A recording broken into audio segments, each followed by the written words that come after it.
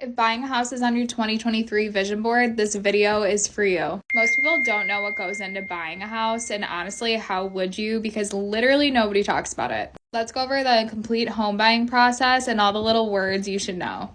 You're going to need a loan officer and a realtor. Your loan officer is going to look at all of your personal finances and determine how much of a home you can afford.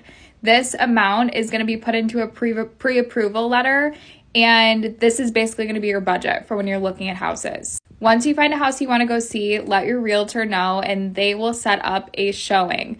And if you go to the house and you decide that you love it and you want to put in an offer is just a bunch of documents that you need to sign that goes to the seller. The seller will then decide if they want to negotiate, accept, or decline your offer.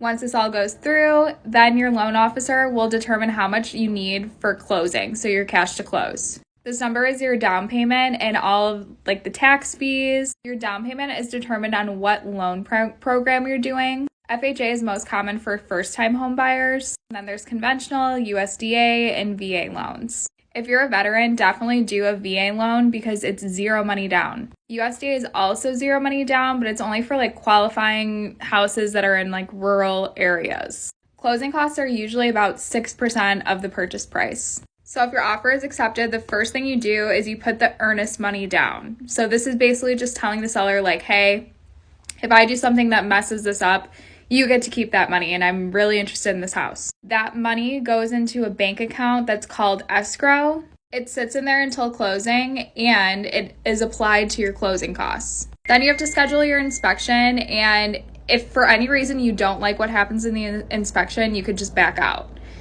Or you could have the seller pay for, what they discover in the inspection. Then your lender will order an appraisal, and this will see if your home is actually worth the price that you're paying for. In about 30 days, you'll be at the closing table at this point. On closing day, you'll owe the rest of the money, and once you pay that and the paperwork is all signed, the house is yours.